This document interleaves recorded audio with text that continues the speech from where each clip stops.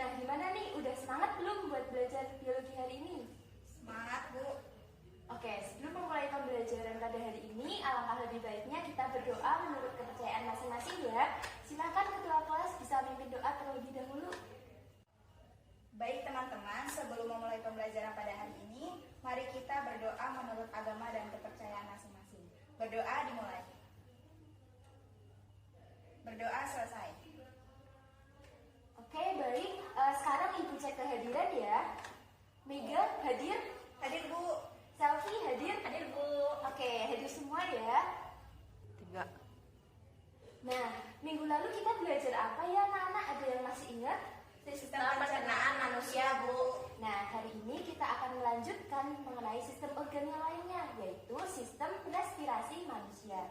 Nah, tujuannya apa sih kita belajar mengenai sistem respirasi manusia? Jadi, tujuannya ada 3, yaitu yang pertama, kalian harus mampu menjelaskan mengenai jaringan dan organ pada sistem respirasi manusia, serta kaitannya dengan bioproses yang ada di dalamnya. Nah, yang kedua, kalian harus mampu menjelaskan mengenai mekanisme pernafasan. Nah, yang ketiga, kalian harus mengenal apa itu kelainan pada sistem respirasi manusia dan apa saja gejalanya. Nah, kemarin kan minggu lalu maksudnya Ibu kan sudah menugasi kalian untuk belajar mandiri mengenai sistem respirasi manusia ini. Sudah belajar belum? Sudah, Bu. Wah, bagus, kalian sudah belajar semua ya. Sekarang kita main games dulu mengenai sistem respirasi manusia. Jadi di sini Ibu ada kertas mengenai nama-nama organ. Nah, nanti gamesnya adalah memasangkan nama-nama ini ke dalam gambar organ ini. Oke? Coba Mega bisa maju untuk memasangkannya. Siap, Bu. Dah.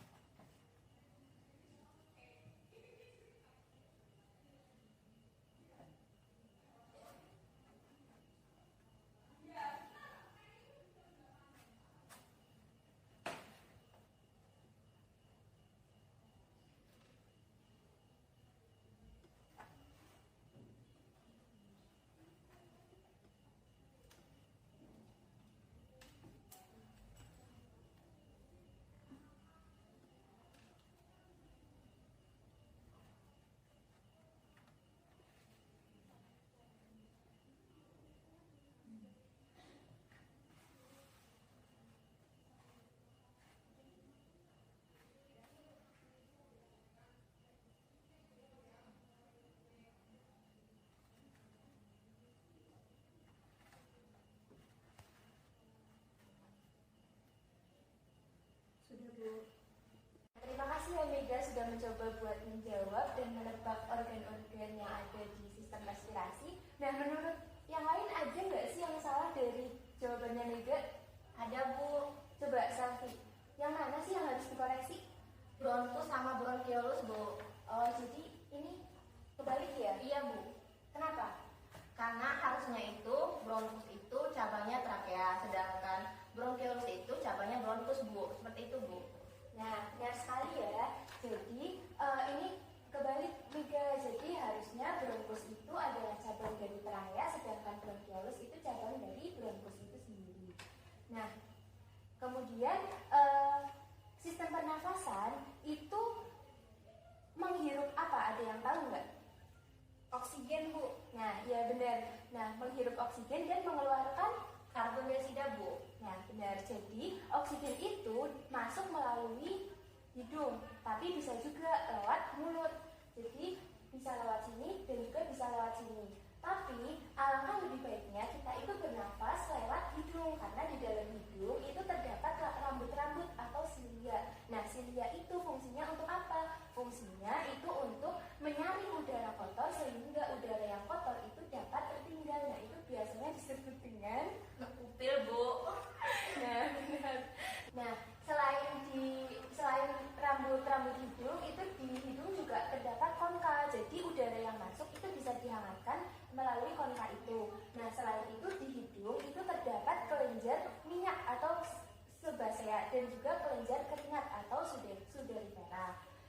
kemudian udara yang masuk dari hidung masuk ke faring. Nah, faring ini letaknya di belakang dari hidung dan juga mulut. Nah, faring ini merupakan persimpangan antara sistem respirasi dan juga sistem pencernaan. Nah, kemudian dari faring udara masuk ke laring. Nah, laring ini letaknya di pangkal lebih bawah daripada faring. Nah, laring ini itu merupakan ada katup yang namanya katup epiglotis. Nah, katup epiglotis itu untuk mengatur jalannya udara dan juga makanan, sehingga ketika orang tersedak atau keselak itu biasanya ada di katup epiglotis yang ada di laring ini. Nah, kemudian ketika udara sudah masuk ke laring, udara masuk ke trakea. Nah, di trakea ini itu juga ada rambut-rambut halusnya loh anak-anak. Jadi rambut-rambut halus di sini itu fungsinya untuk menyaring udara yang kotor yang tadinya itu udah lolos dari sini. Nah, di sini itu disaring lagi apabila ada udara yang kotor lagi. Nah, trakea ini susunannya seperti cincin, bisa dilihat kan? Ini bulat-bulat seperti cincin. Nah, trakea ini bercabang. Cabangnya ada berapa ini? Ada 2, Bu. Nah, ada 2. Jadi cabang dari trakea itu namanya bronkus. Nah, bronkus ini ada 2, yaitu bronkus kanan sama bronkus kiri. Nah, kemudian bronkus ini bercabang lagi. Cabangnya banyak banget, namanya bronkiolus. Nah, bronkiolus ini, setiap bronkiolus itu memiliki cabang katup-katup namanya alveolus. Nah, alveolus ini merupakan bagian yang penting karena di sini sebagai tempat pertukaran antara oksigen dan karbon dioksida. Nah, bronkus, bronkiolus, alveolus ini merupakan bagian dari paru-paru. Nah, paru-paru ini dilindungi oleh yang namanya selaput. Ada yang tahu nggak selaputnya namanya apa? Pleura. Nah, pleura.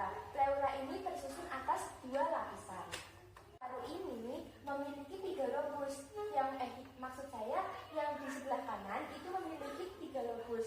1, 2, 3. Nah, sebelah kiri itu hanya 2 lobus. Itulah kenapa paru-paru kanan ini lebih besar ukurannya dibandingkan paru-paru kiri. Nah, sampai di sini ada yang mau ditanyakan anak-anak?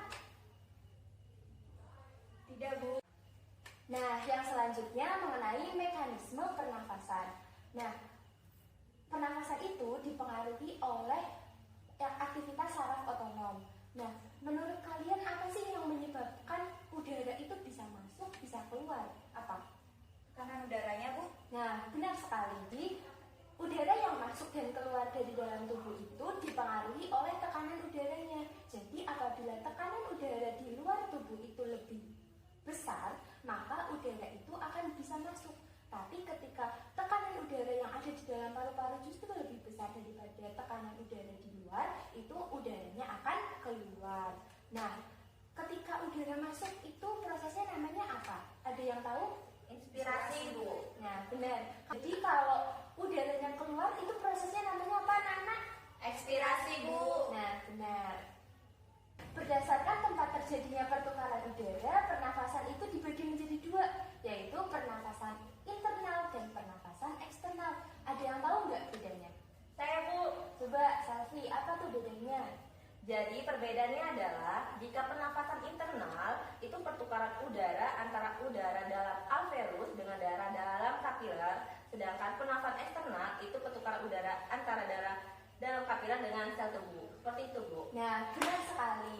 Jadi perbedaannya itu antara pertukaran udara dari dalam darah kapiler itu antara alveolus atau antara sel tubuh. Kalau dengan alveolus berarti internal. Nah, kalau sel tubuh berarti eksternal. Begitu ya. Nah, kemudian mekanisme pernafasan itu dibagi menjadi 2, yaitu mekanisme pernafasan dada dan mekanisme pernafasan perut. 3. Nah, yang pertama itu adalah pernafasan dada. Nah, kalau pernafasan dada ini melibatkan apa? Ada yang tahu? Saya, Bu. Iya, apa? Otot tulang rusuk, Bu. Ya, lebih tepatnya otot antar tulang rusuk ya, atau interkosta. Nah, pernafasan dada ini kan ada inspirasi sama ekspirasi. Nah, yang pertama mekanisme inspirasinya dulu nih. Jadi mekanisme inspirasinya itu adalah otot antar tulang rusuknya itu berkontraksi, yang membuat tulang rusuknya itu terangkat. Nah, ketika tulang rusuk terangkat, paru-paru ketika mengembang, maka tekanan udaranya itu lebih kecil, sehingga udara yang dari luar itu bisa masuk.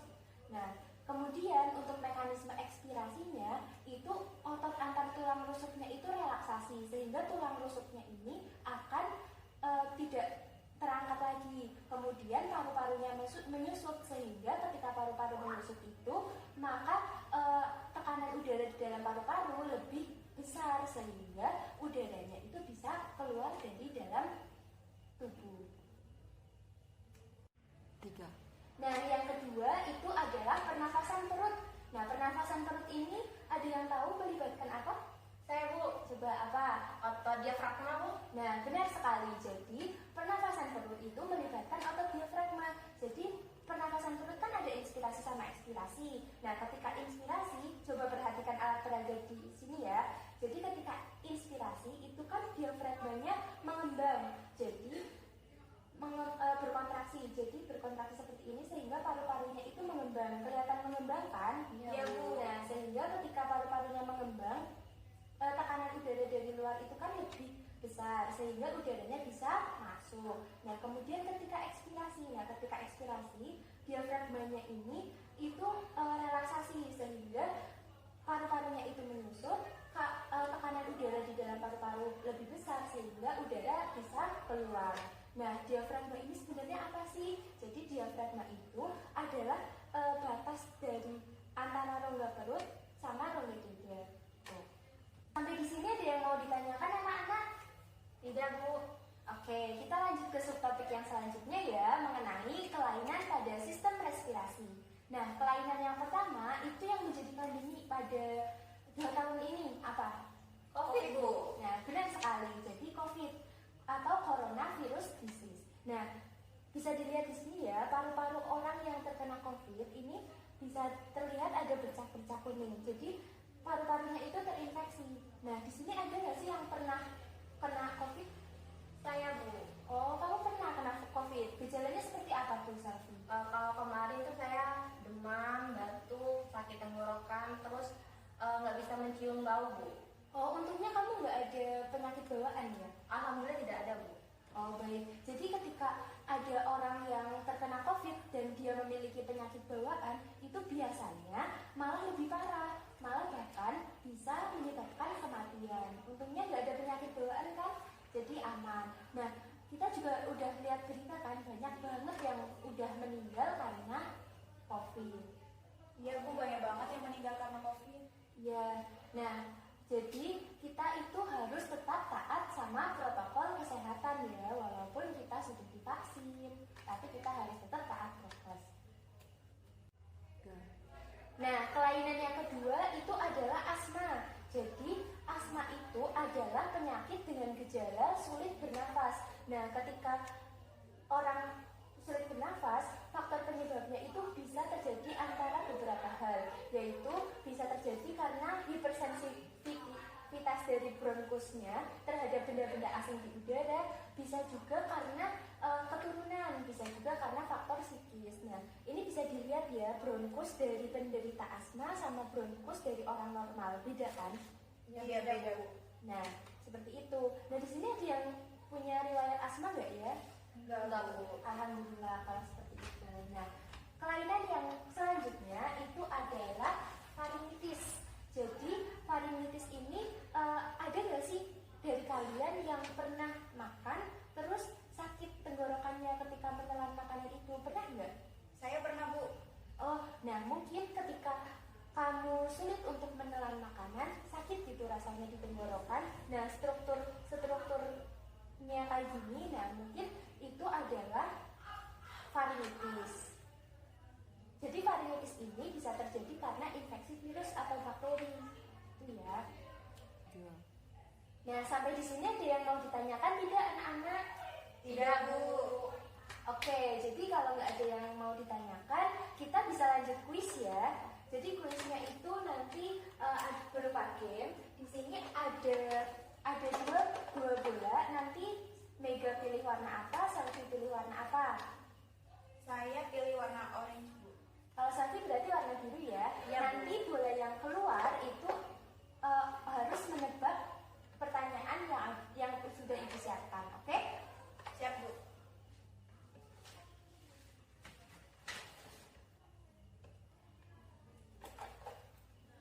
jadi pertanyaan yang pertama itu adalah pada rongga hidung terdapat rambut-rambut halus yang mempunyai fungsi sebagai.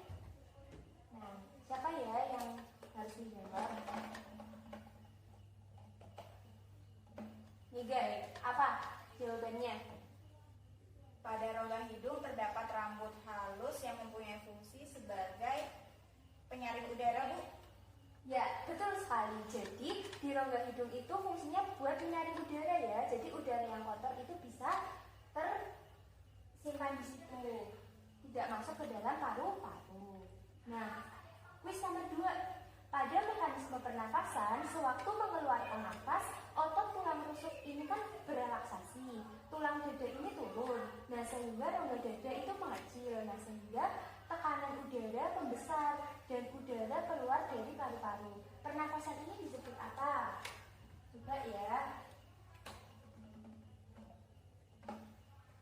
Warna biru, berarti Selfie yang harus jawab apa? Pernapasan dada, Bu. Ya, betul, pernafasan dada. Jadi, pernafasan dada itu hubungannya sama otot antar tulang rusuk atau interostal. Nah, kalau yang satunya itu adalah pernafasan perut. Nah, kalau pernafasan perut itu kan hubungannya sama diafragma. Nah, next, quiz nomor 3. Pada sistem pernafasan manusia, proses difusi oksigen terjadi pada, yang harus jawab adalah Mega. Alveolus. Nah, benar. Difusi oksigen itu adalah pertukaran udara ya. Jadi pertukaran udara oksigen ke karbon dioksida itu terjadi di alveolus. Nah, kuis nomor 4. Berikut ini merupakan gas yang dimasukkan ke dalam tubuh pada udara pernafasan adalah apa yang masuk ke dalam tubuh? Mega lagi? Oksigen. Ya, benar. Jadi yang masuk ke tubuh itu adalah oksigen. Yang dikeluarkan adalah karbon dioksida. Nah, kuis nomor 5 yang terakhir. Setiap manusia memiliki organ mulut dan organ hidung yang memiliki saluran tersendiri dan muaranya akan bertemu pada organ taring. Nah, hal tersebut memungkinkan manusia dapat menghirup udara untuk bernafas melalui mulut dan juga melalui hidung. Nah, organ yang paling sesuai untuk menghirup udara dari luar tubuh yang digunakan dalam proses pernafasan adalah yang harus menjawab Mega. Hidung, Bu. Ya. Nah, sudah bagus ya Mega, sudah banyak menjawab dengan jawaban yang benar. Nah, materinya sudah selesai. Apakah ada yang mau ditanyakan dari keseluruhan materi anak-anak? Tidak, Bu. Oke, jika tidak, untuk meningkatkan pemahaman kalian, Ibu akan memberikan PR melalui LKPD ini ya. Nah, jadi nanti kalian itu membuat alat peraga seperti ini secara berkelompok, kemudian kalian analisis dan deskripsikan gerak paru-parunya, kemudian aliran udaranya seperti apa, gitu ya. Ada yang mau ditanyakan nggak mengenai PR ini? Oh iya, silakan Selfie. Izin bertanya, Bu, untuk kelompoknya bagaimana, Bu? Apakah seperti biasa atau diajak, Bu? Kelompoknya sama seperti yang biasa aja ya, biar nggak repot. Nah, selain itu ada yang mau ditanyakan lagi nggak nih? Tidak, Bu. Oke, jika tidak ada, terima kasih atas antusiasme kalian. 3. Jadi kesimpulan pada pembelajaran hari ini adalah udara yang masuk pada sistem respirasi itu awalnya masuk melalui hidung, kemudian masuk ke paru, kemudian ke laring, kemudian ke trachea, terus ke bronkus, lalu ke bronkiolus, nah bronkiolus lalu ke alveolus. Kemudian berdasarkan tempat pertukaran udaranya, pernafasan itu dibagi menjadi 2, yaitu pernafasan internal dan pernafasan eksternal. Nah, pernafasan internal itu berarti sama alveolus, kemudian pernafasan eksternal itu berarti sama sel tubuh. Nah, kemudian mekanisme pernafasan itu ada 2, yaitu mekanisme pernafasan dada dan juga mekanisme pernafasan perut. Nah, kalau pernafasan dada itu menyangkut dengan otot antar tulang rusuk. Nah, kemudian